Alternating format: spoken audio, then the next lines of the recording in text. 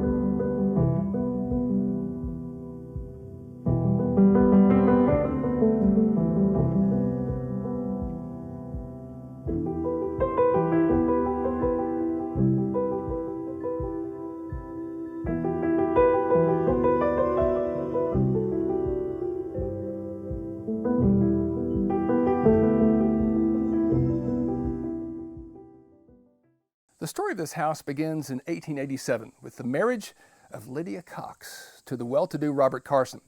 In building this home, Robert wrote 6 pages of house specifications, and we're lucky to have a copy of it. The house specs state several times that this particular home should be as good as or superior to the home that was built just down the road. So in that case, those neighbors need to be keeping up with the Carsons.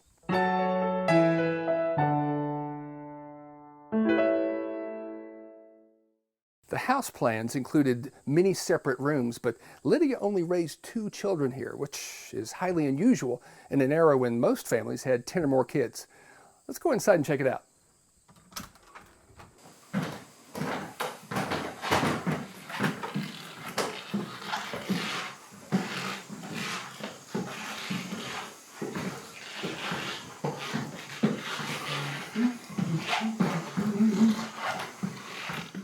We've been told that there was a big wood-fired cook stove here in the kitchen. Can you imagine cooking 3 meals a day, 365 days a year for family and farm hands alike? We think it looks something like this. We believe that Lydia and Robert most likely had servants to help the family cook and clean, even though none of the families that lived in this house ever had more than 2 kids. One reason we believe this is because of this tiny, unpretentious staircase located here in the kitchen that leads up to a rough, unfinished bedroom directly above us. It would have allowed the servants to rise before dawn and get down to the kitchen to start breakfasts without disturbing family members sleeping in other parts of the house. Later on, this servant staircase probably served as an easy getaway for sneaky teenagers.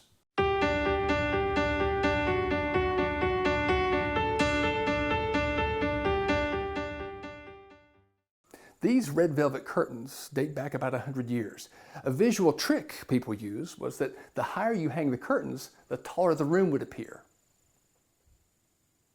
And Scarlett O'Hara showed us that curtains like this could also double as a dress. But we'll think about that tomorrow. Tomorrow's another day. Every house has its secrets, and this house is no different. But what you're about to witness is a very rare amenity. Do you see it? Can you tell where it is? How about now?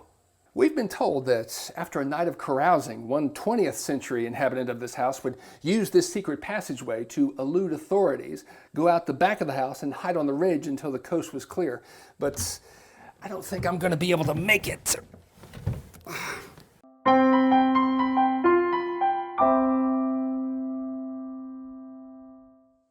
As you can tell from this painting done in 1965, at one time, large grapevines covered the front porch, and they were highly decorative and yielded a bounty of fruit.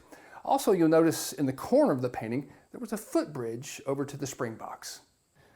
This pump organ dates back to the 1870s, and people who have lived upstairs have said that sometimes it begins playing all by itself. There's no report as to what song it was playing, but we're pretty sure that it was not the theme from Phantom of the Opera.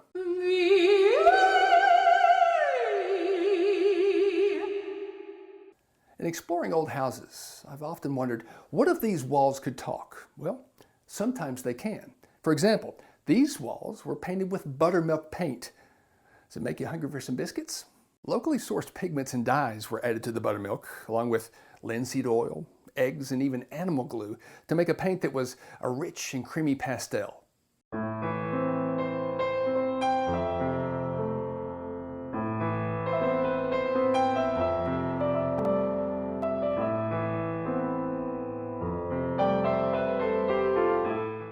Later on, many of these walls were coated with plaster.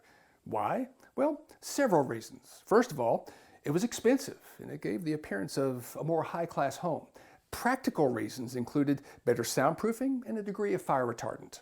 All of that was well and good until the current owners decided to install a gas heating system. Well, it kept this old house warm and snug, but it also took all the humidity out of the air. The result? All that plaster on the walls and ceilings began to crack and peel off, creating a huge mess. The upside is that we got to see what these original walls looked like.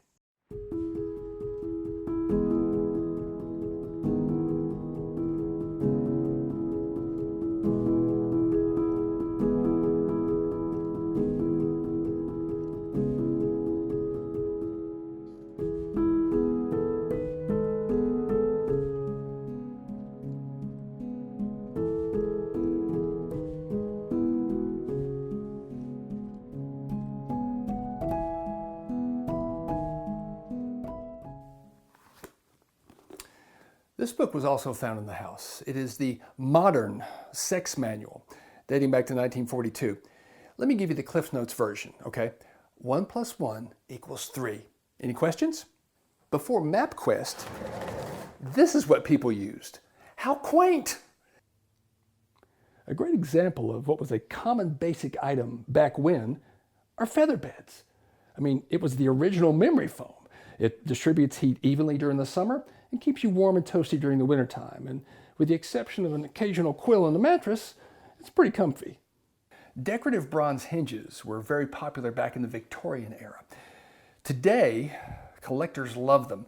A set of hinges and doorknobs goes for $500. To give you some perspective, the total labor cost to build this house was $435. $435.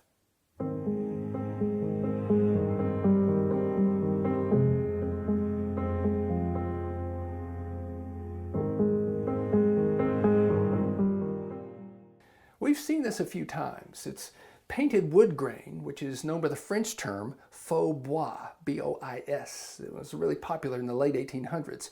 It's using paint to mimic the interesting grain patterns of imported wood. It was kind of like the first paneling, but I like this better. Collectors do too, and they pay a premium for wood grain from this era.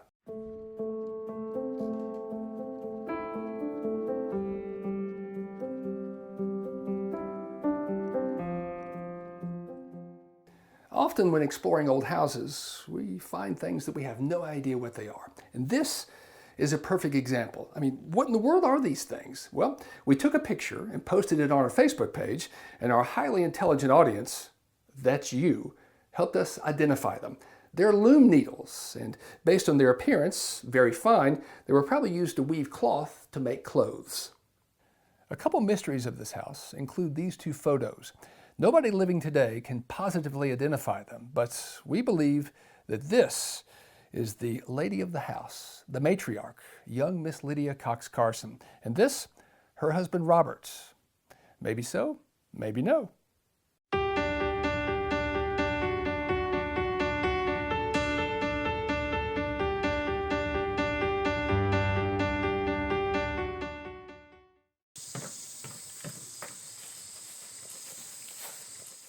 What's old is new again. It seems like today we're so interested in green wind energy, but the people that built this house were green before green was cool.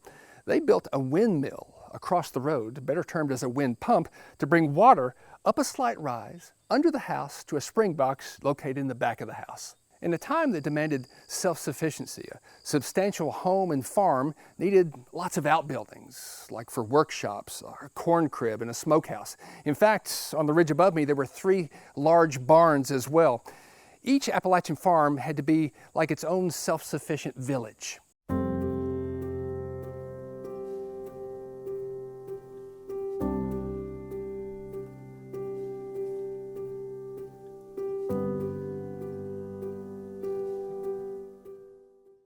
As we conclude our tour of this beautiful and historic Appalachian treasure, it is with a bit of sadness. Why?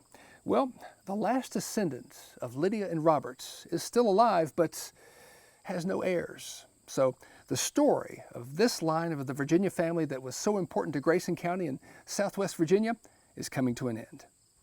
We hope to tell more of their story, dating back to when there was a Revolutionary War encampment across the river, in a future film. But until that time, we can take consolation in knowing that the current owners fully intend to treasure and preserve this house as a testament to old Appalachia.